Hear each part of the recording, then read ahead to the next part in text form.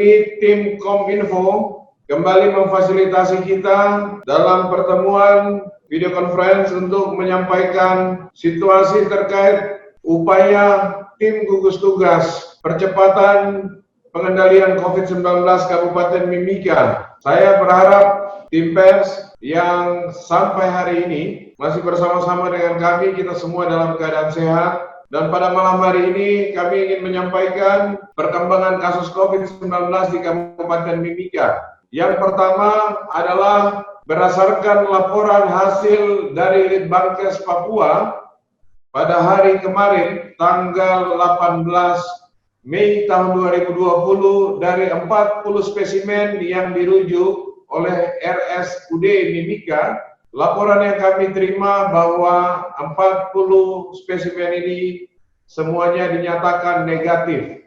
Oleh karena itu, pada hari ini jumlah kasus COVID-19 tidak ada penambahan pasien baru, sehingga kasus aktif pasien COVID-19 yang masih ditangani oleh tim medis berjumlah 109, di mana 109 pasien yang terkonfirmasi positif COVID-19 ini berada di 3 rumah sakit, yaitu RSUD Mimika.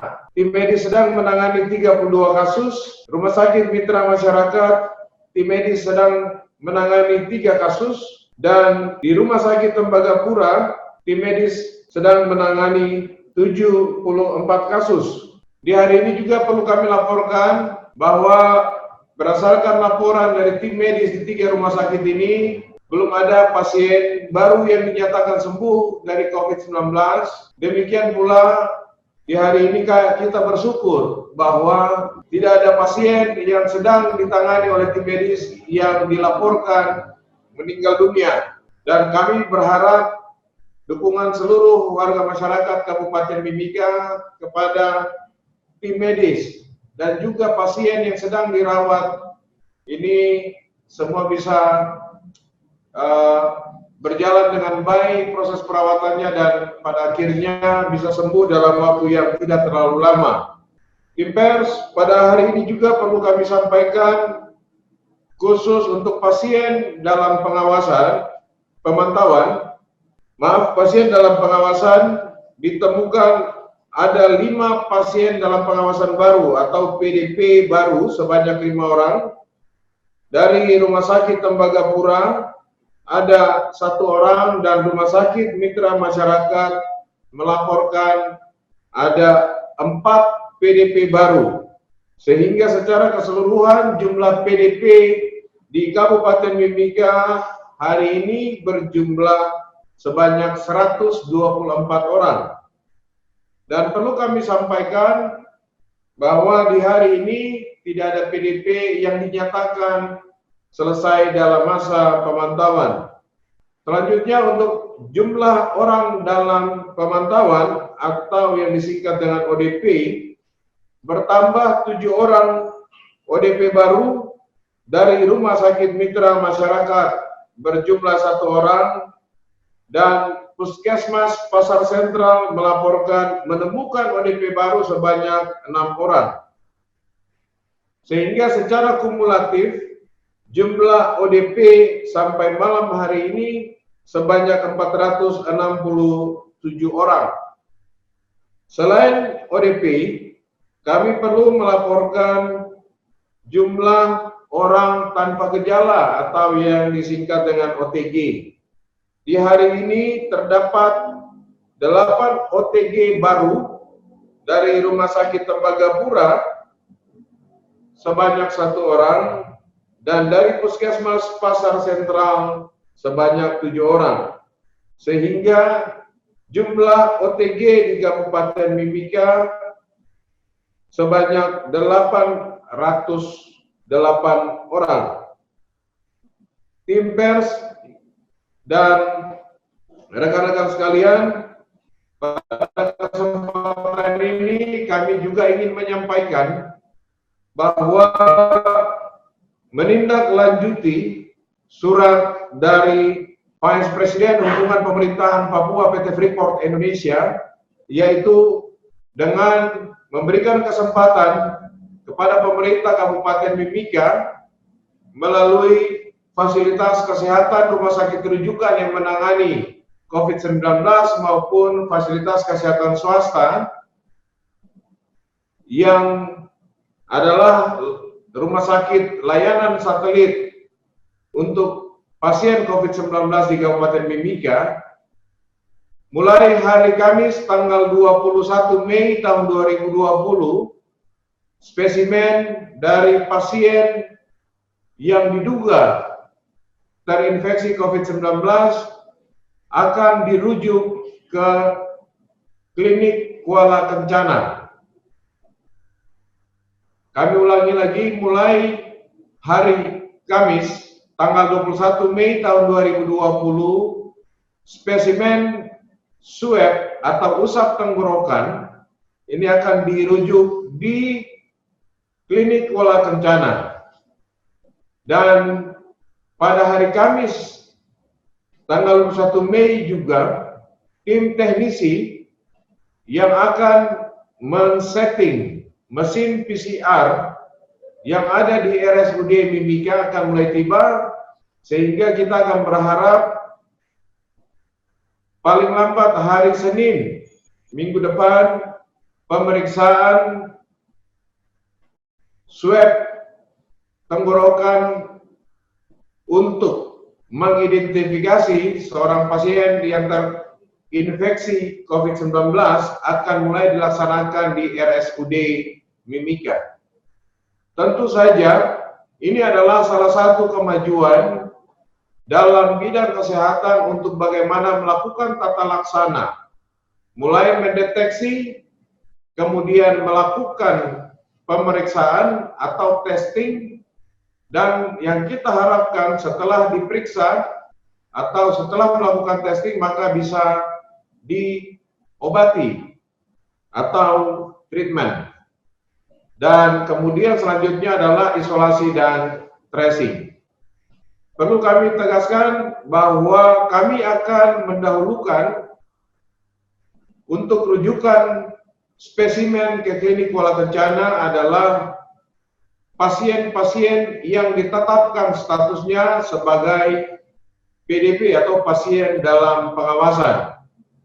Kami baru saja melakukan video conference dengan melibatkan RSUD Mimika, Rumah Sakit Mitra Masyarakat, dan juga Kepala Litbangkes Provinsi Papua, Kepala Balai Labkes Provinsi Papua, dan perwakilan dari Dinas Kesehatan Provinsi Papua dalam hal menyusun langkah-langkah termasuk protokol terkait dengan rujukan sampel di klinik Kuala Kencana.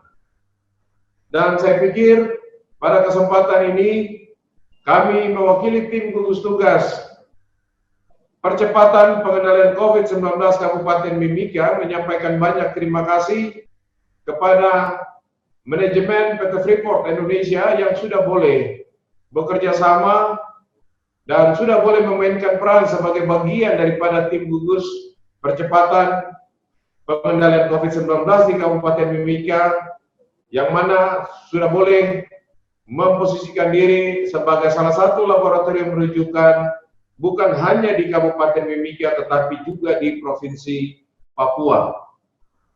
Rata-rata dari pemeriksaan yang nanti akan dilakukan dalam setiap minggunya adalah sampai batas maksimal 100 sampel. Angka ini bisa dinaikkan setelah nanti kita melihat sumber daya yang tersedia yang ada di klinik Kuala Kencana.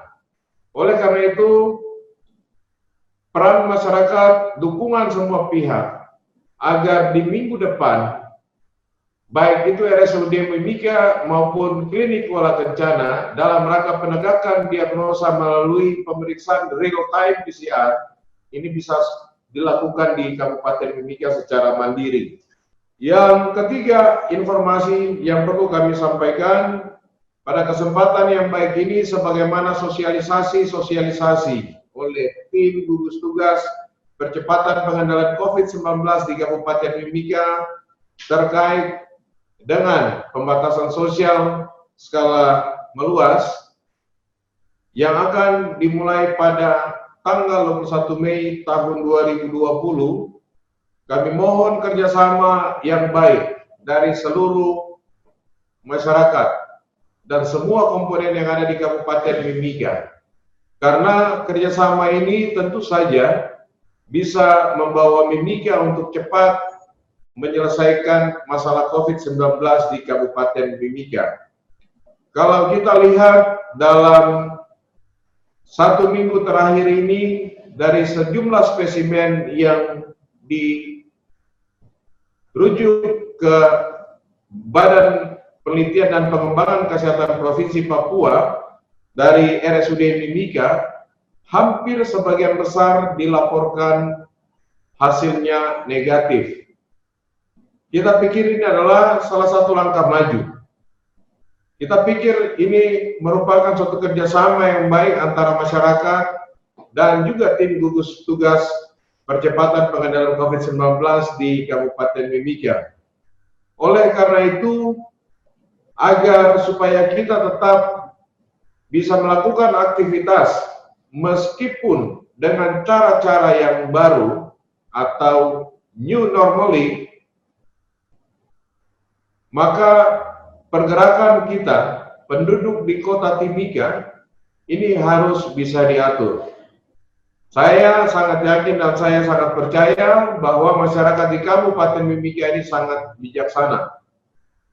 Pemerintah melalui tim gugus tugas percepatan pengendalian COVID-19 memberikan kesempatan aktivitas di masyarakat mulai pukul 6 sampai pukul 14.00 ini tetap bisa dilaksanakan, tetapi tetap mengingat protokol-protokol kesehatan, yaitu dengan menjaga jarak, menjauhi kerumunan, jika keluar rumah tetap menggunakan masker, jangan lupa mencuci tangan dengan sabun pada air mengalir sekurang-kurangnya 20 detik, dan tetap tinggal di rumah bagi mereka yang tidak memiliki kesibukan di luar rumah.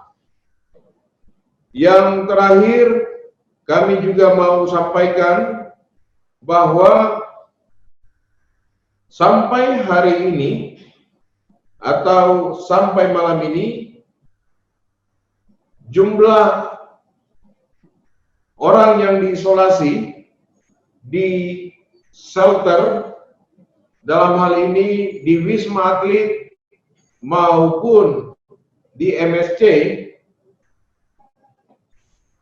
di shelter untuk OTG yang ada di shelter berjumlah sebanyak 17 orang, kemudian yang ODP berjumlah 7 orang. Sementara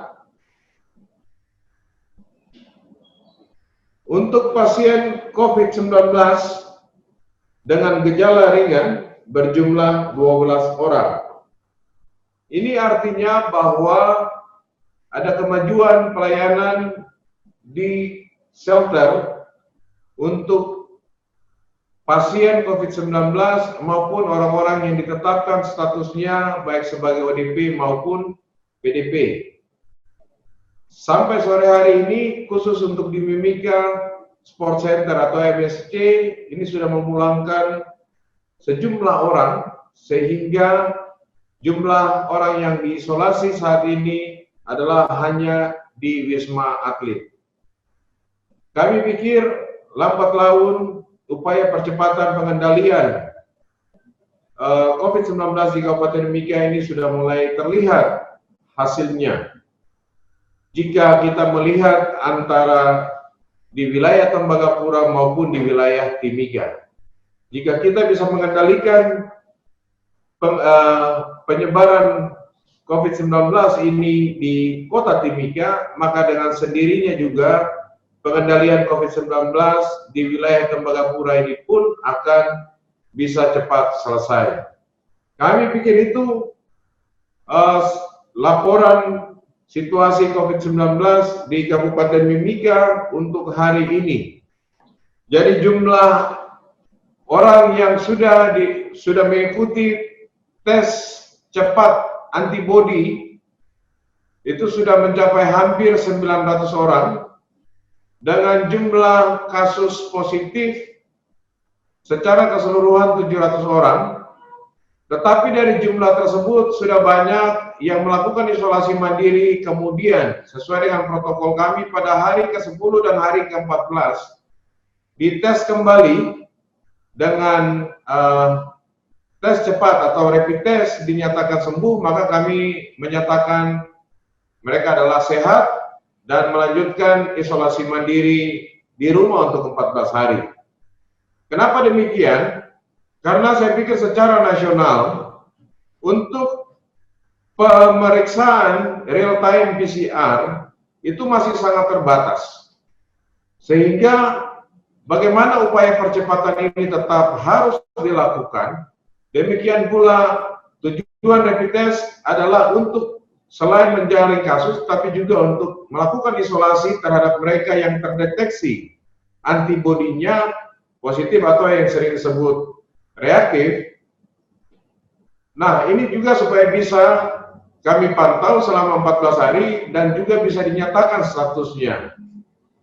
Memang ada bottleneck yang terjadi, yaitu penegakan diagnosa yang harus tertunda karena spesimen dari orang yang ditetapkan antibodinya positif ini harus dirujuk ke Jayapura. Itu yang pertama. Yang kedua, hasil pemeriksaan yang ditunggu pun ini akan menjadi masalah karena rata-rata 3 hari setelah spesimen itu terkirim. Yang ketiga, kapasitas terutama bahan medis habis pakai untuk melakukan pengambilan spesimen swab tenggorokan maupun kerongkongan ini pun masih menjadi hambatan. Tidak hanya di Kabupaten Mimika, tapi saya pikir untuk seluruh wilayah di Indonesia. Bagaimana langkah-langkah yang diambil supaya orang-orang yang ditetapkan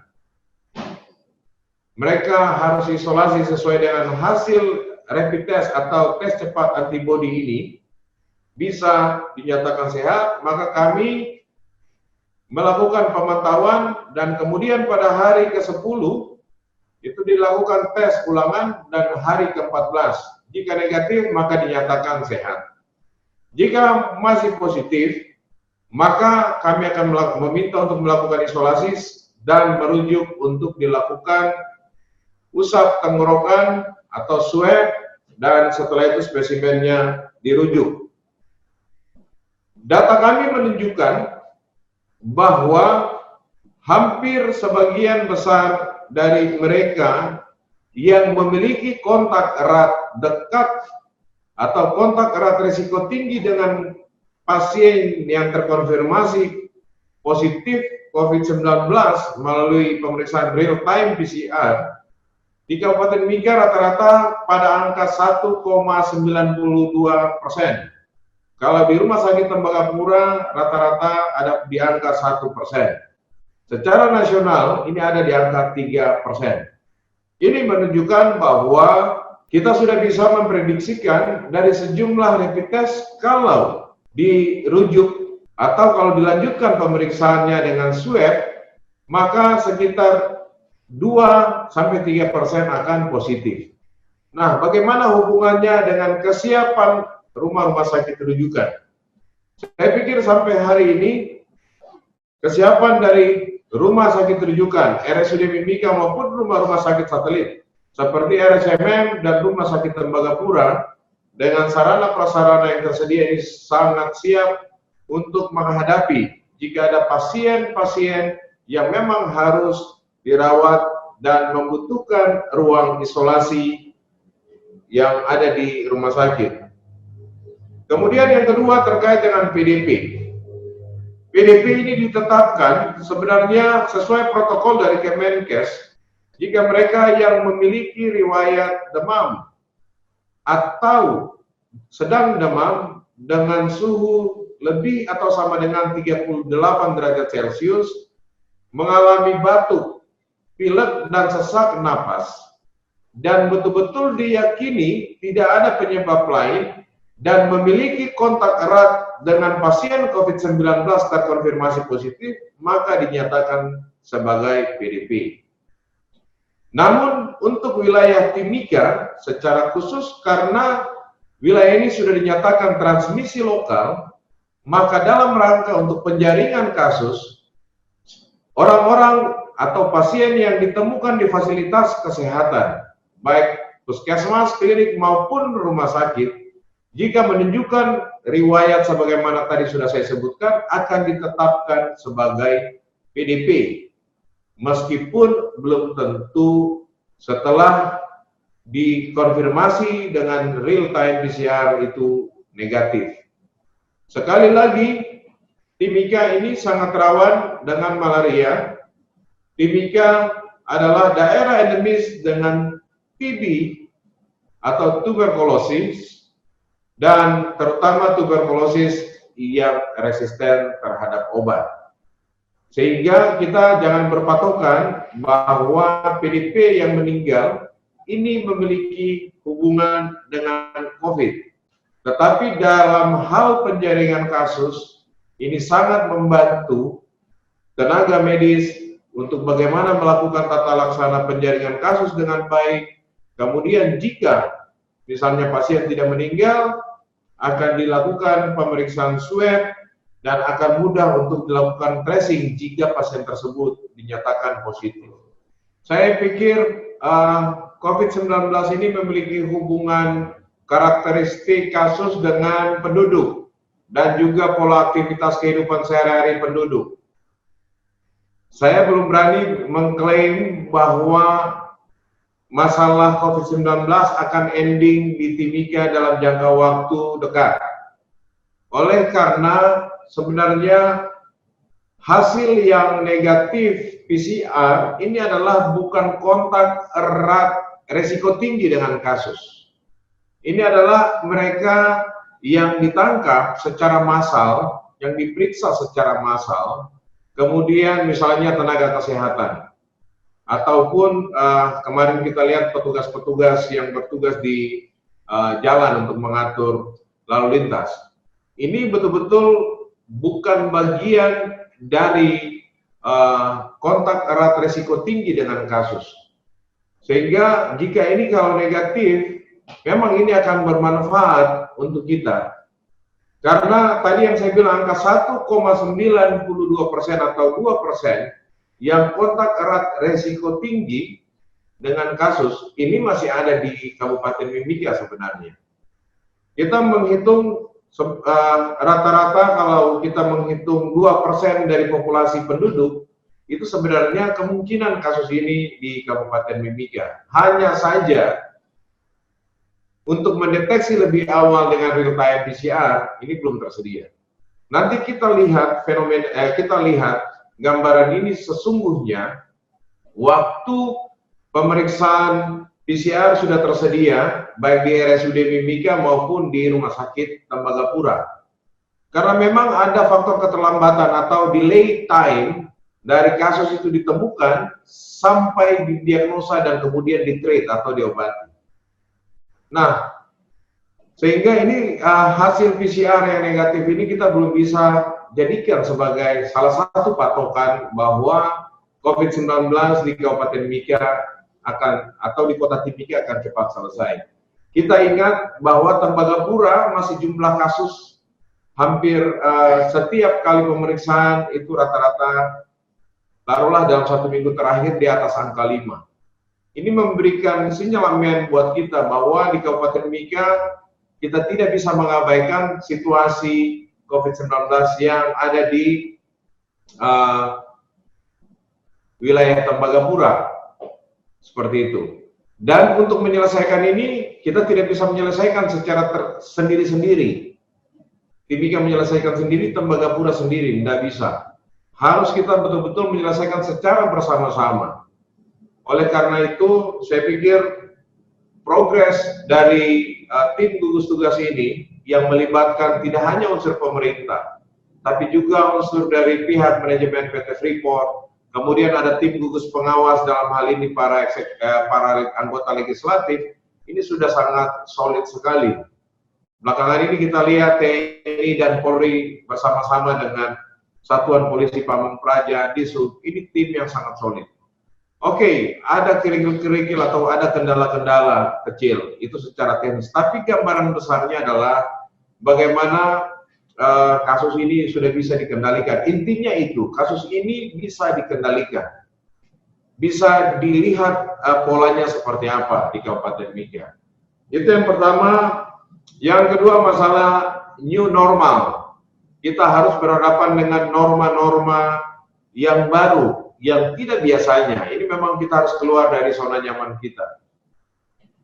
Kami pikir apapun, persoalan COVID-19 ini harus ada solusinya.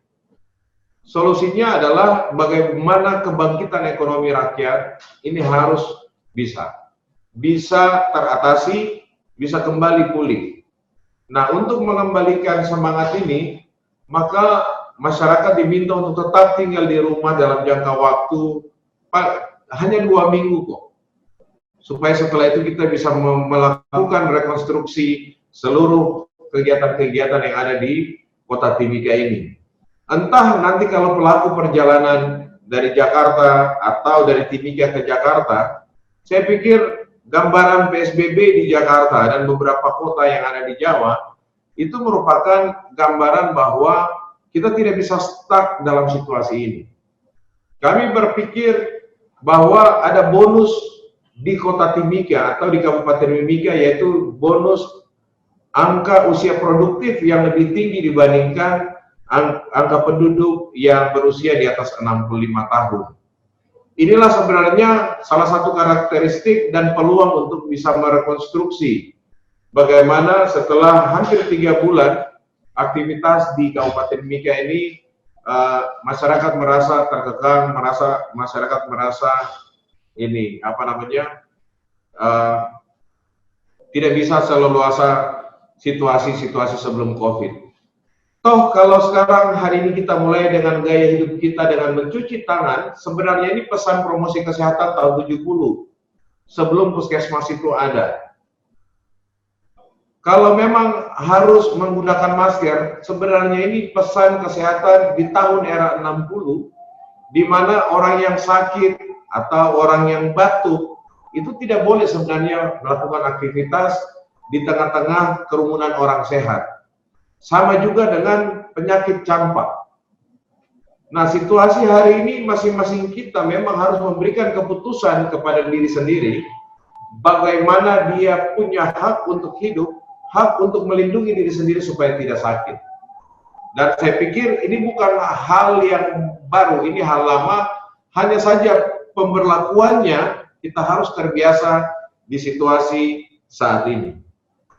Mungkin itu. Saya mau tegaskan bahwa, maksudnya saya mau tegaskan bahwa setelah pemberlakuan PSSM itu, maka kehidupan di Kota Timika sudah bisa berjalan normal kembali, tapi dengan misalnya dengan tetap physical distancing tetap jalan, tapi misalnya aktivitas ekonomis sudah bisa berjalan, sudah tidak ada lagi kewajiban misalnya harus bekerja dari rumah dan lain sebagainya termasuk. Ya, saya pikir ada tadi satu catatan yang menarik. New normal atau new normally itu hal yang mudah diucap, tapi memang penerapannya harus step by step. Tetapi ini tergantung kita juga, setiap warga masyarakat. Mengatur jarak dengan orang, karena sampai hari ini tim gugus tugas telah menyampaikan secara terbuka data, upaya, dan apa protokol yang harus kita patuhi. Pertanyaannya, apakah jika protokol ketika kita ada di era baru, new normally ini, apakah masyarakat masih ingin tetap patuh untuk melakukan itu? Orang Jepang tidak harus bersalaman dengan berjabat tangan, cukup dengan menunduk. Penduduk Jepang sudah terbiasa menggunakan masker ketika dia pergi keluar rumah. Kemudian sudah terbiasa mendengar pesan-pesan promosi kesehatan mencuci tangan. Saya pikir ini kembali kepada masing-masing kita. Yang jelas memang aktivitas misalnya perkantoran, menjaga jarak, kemudian menjaga jarak, baik itu social distancing, physical distancing, baik di ruang publik maupun di kantor-kantor pemerintahan, termasuk aktivitas kota, ini pasti akan diatur dan ini tidak mudah. Tantangan ini kan menjadi tantangan terbesar bagi seluruh pemerintahan di dunia, termasuk kita di Indonesia, khususnya juga di Timika, jika kita masuk pada era itu. Tetapi mau tidak mau, suka tidak suka, kita harus ada di situ. Aktivitas boleh berjalan, yang penting protokol kesehatannya tetap dilakukan. Why not? Kenapa tidak? Terima kasih. Baik, terkait dengan pandemi COVID-19 ini, pada akhirnya skenario pelayanan ini harus juga disesuaikan dengan kondisi saat ini. Sebagai contoh, untuk tenaga kesehatan yang akan kembali ke daerah pesisir pantai, maka harus menggunakan protokol PSSM, yaitu melakukan pemeriksaan tes antibodi dengan tes cepat. Jika sehat, baru bisa turun. Tetapi sampai di puskesmas, untuk melakukan pelayanan puskesmas esensial, 5 pelayanan dasar utama, yaitu promosi kesehatan, pelayanan kesehatan ibu dan anak, upaya kesehatan gizi, upaya kesehatan pencegahan dan pengendalian penyakit menular, dan upaya kesehatan lingkungan, ini harus disesuaikan dengan kondisi saat ini. Kementerian Kesehatan beberapa waktu lalu baru menerbitkan protokol pelayanan kesehatan di tingkat fasilitas kesehatan tingkat pertama, dalam hal ini puskesmas, di era pandemi COVID. Kami dari Dinas Kesehatan sedang menyusun protokol ini, tetapi untuk tenaga kesehatan yang akan melakukan perjalanan kembali ke tempat tugas jika mereka ada di wilayah transmisi lokal, zona merah maupun zona kuning, maka mereka wajib mengantongi surat keterangan sehat yang dikeluarkan oleh Dinas Kesehatan. Setelah itu mendapat rekomendasi dari Ketua Gugus Tugas Percepatan Pengendalian COVID-19. Nah, terkait dengan beberapa waktu lalu ada informasi yang mungkin juga didengar oleh teman-teman media. Kami dari Dinas Kesehatan sudah mengkonfirmasi dan sudah diklarifikasi bahwa sebenarnya tim Puskesmas Atuka itu ada di tempat. Seperti itu. Hambatan terberat adalah yaitu pelayanan kesehatan dasar harus disesuaikan dengan kondisi COVID-19. Kalau untuk mengirim petugas ke tempat tugas itu tidak masalah. Tetapi bagaimana petugas ini menyesuaikan pelayanan kesehatan di era COVID ini menjadi persoalan. Makanya kami akan menyesuaikan protokol terbaru terkait dengan pelayanan kesehatan dasar di puskesmas terkait dalam situasi pandemi COVID-19. Besok pagi, tim terpadu yang terdiri dari anggota TNI, Polri, kemudian Satuan Polisi Pamung Praja, Dinas Perhubungan, itu yang akan ditugaskan melakukan pengawasan terhadap titik-titik di mana masyarakat tidak boleh melintas di daerah itu. Andai kata pun ada relawan dari elemen masyarakat, misalnya organisasi pemuda ataupun organisasi kemasyarakatan yang lain, sudah pasti akan ada di bawah pengawasan tim terpadu anggota TNI Polri. Banyak terima kasih untuk kebersamaannya malam hari ini. Besok kami akan tetap menyampaikan informasi terkait dengan COVID-19 di Kabupaten Mimika. Terima kasih buat rekan-rekan pers sekalian. Terima kasih buat tim Kominfo yang sudah dari sore tadi memfasilitasi kami pertemuan dengan Dinas Kesehatan Provinsi, Litbang, Papua, Balai Labkes, dan juga pihak manajemen PT Freeport Indonesia. Saya berharap kita tetap sehat, tinggal beberapa hari lagi kita memasuki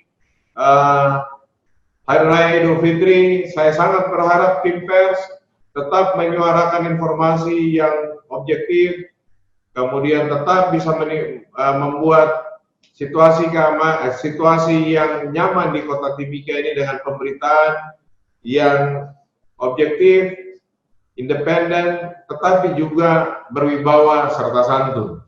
Terima kasih buat semua.